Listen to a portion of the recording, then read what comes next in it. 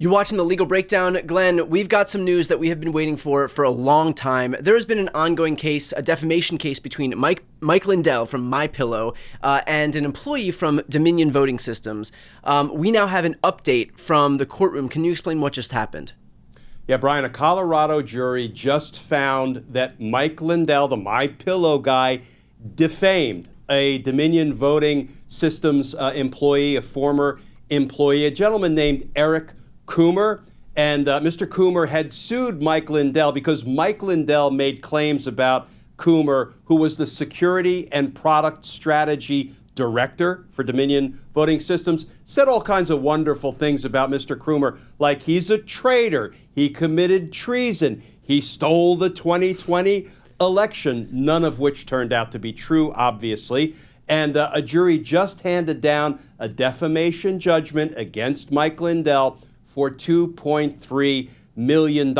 Now, that may not sound like the enormous mega numbers we've heard in other, for example, Dominion Voting Systems cases where Fox had to pay out to settle a defamation suit brought by Dominion, and they paid out to the tune of $787 million, more than $750 million. So $2.3 million may sound sort of low in comparison to some of those mega judgments, but here's the thing. Mike Lindell actually claims that he was worth $60 million before the 2020 election, and now he claims, we'll take it with a grain of salt, but it sort of rings true, he's in $10 million worth of debt. So collecting on the judgment may prove to be challenging, but look, it looks like, this was a vindication for kind of the 2020 election results writ large, but really more directly, it is a pronouncement by a jury that Mike Lindell, the pillow guy, defamed an employee of Dominion Voting Systems. Now, in the event that Mike Lindell says that he's just not liquid and can't get the money to him, what happens next? How does a plaintiff here actually collect on the judgment that he was awarded? Yeah, well, courts have ways to enforce money judgments that are handed down by juries in defamation suits and other civil suits. And this is kind of reminiscent about how a jury found that Rudy Giuliani defamed those two Georgia State election workers, Shay Moss and Ruby Freeman. And, Shay and Ruby and their lawyers were forever chasing Rudy, chasing Rudy's assets that he seemed to be shifting and hiding and claiming he no longer had possession of. But they were persistent. They used the courts to help satisfy that judgment, and they began to collect, now maybe pennies on the dollar, but they began to collect to satisfy that money judgment that a jury entered against Rudy Giuliani. I think now Mr. Coomer's lawyers will go through the same process with Mike Lindell. Look, Mike Lindell can say he's broke. Mike Lindell can say he's in debt, but the courts will make sure that they give Coomer's attorneys everything they need to really get to the bottom of Lindell's assets. Sometimes folks try to shift and hide their assets when there's a big money judgment that's been issued against them. So there are writs of attachment, there's garnishment of wages, they can seize any real property, they can seize personal property like cars, electronics, jewelry, and anything else. We don't know what's left of the MyPillow empire, if anything, but the courts are pretty well equipped to make sure that litigants who win these kind of judgments can use every tool available to try to help collect.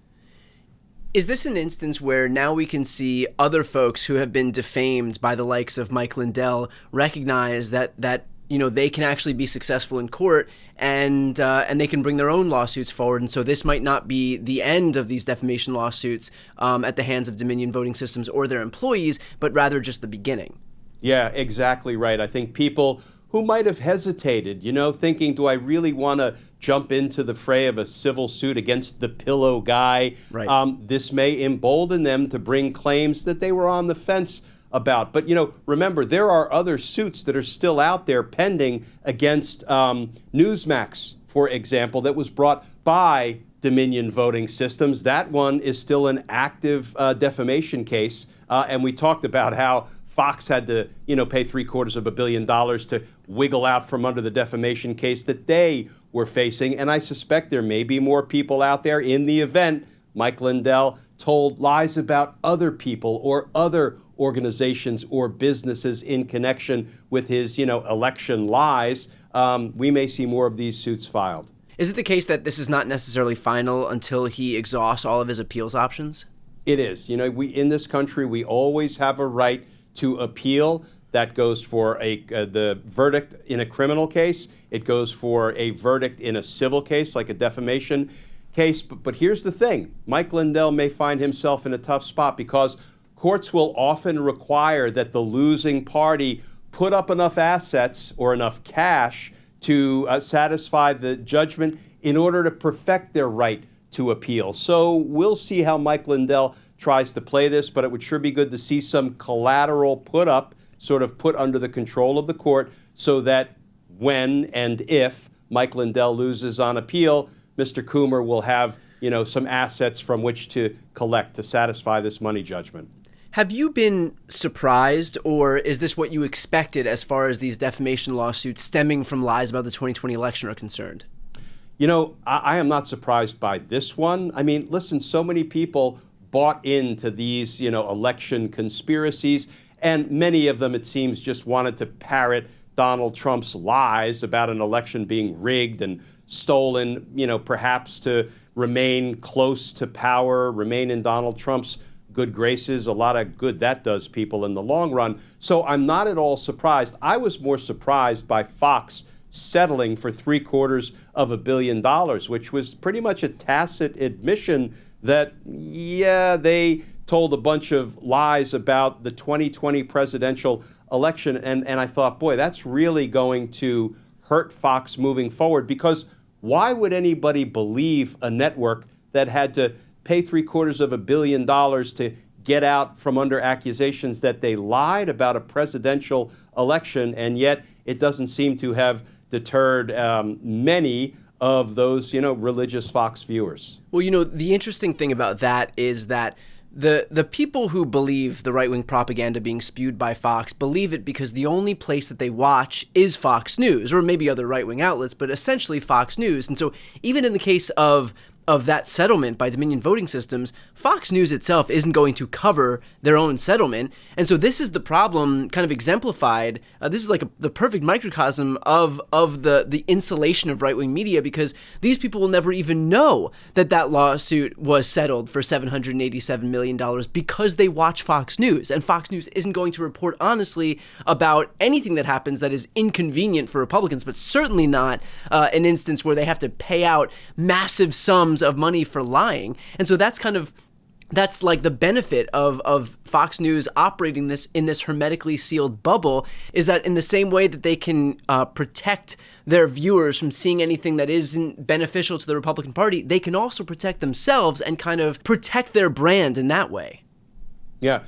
You would think that Fox, you would think that Mike Lindell, you would think that Rudy Giuliani at some point would learn the all-important lesson that, one, these lies can very well get you sued, and two, if you're doing it to stay in Donald Trump's good graces, Donald Trump will turn on you. Correct. At some point if it is in Donald Trump's interest. So I guess some people just stubbornly refuse to learn lessons even from their own losses. No, I mean, he will throw you under the bus the moment you become politically inconvenient for him. And we have seen that countless times. We've seen it with Kayleigh McEnany. We've seen it with Michael Cohen. We've seen it with George Papadopoulos, Gordon Sondland. Ronna McDaniel was thrown under the bus because he needed somebody to blame for 2022 election losses. I mean, the list goes on and on. And the only thing more embarrassing for these Republicans than hitching their wagons to Donald Trump is the fact that all of these people will come along and think that somehow they're special. Somehow it'll never happen to them, and they'll be in his good graces forever, when the reality is that every relationship that Donald Trump engages in is a one-way street. It is, how much can you help him?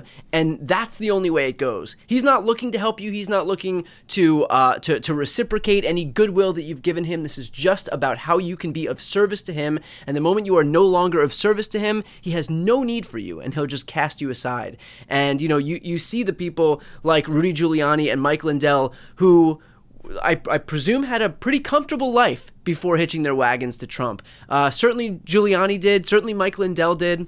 I mean, Lindell ran his own company, continues to do so. Giuliani was this famed mayor from New York City who, look, I literally have a photo hanging of Rudy Giuliani and Joe Torre in my childhood bedroom back in New Jersey, and it's signed by those guys because I grew up, an hour outside of the city, and after 9/11, you would look to somebody like Rudy Giuliani as a hero, and then to see him undergo such a massive fall from grace, not just financially, but just in terms of his entire brand more broadly, has been really, really sad and frankly really pathetic to see. But all of these guys had a comfortable life beforehand, and then they decided to hitch their wagons to Trump, decided to tie their fortunes to his, and now they're in a position where, Mike Lindell is claiming that he's $10 million in debt. Giuliani had to basically haggle over keeping his watches and his rings so that he had some semblance of his life that he could hang on to in the aftermath of these lawsuits,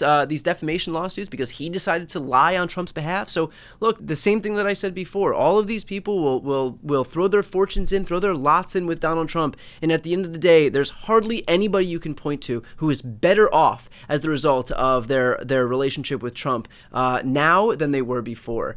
But look, hopefully that's some lesson to all of these people, these lawyers, these prosecutors, anybody who decides to align themselves with him now, that you will not derive any benefit, and it will likely be to your detriment at the end of the day. So as far as this case is concerned, I'm sure we'll see appeals, to your exact point. We will continue to cover this as soon as we have any updates. So for those watching right now, if you want to follow along, please make sure to subscribe. The links to both of our channels are right here on this screen. I'm Brian Tyler Cohen. And I'm Glenn Kirshner. You're watching The Legal Breakdown.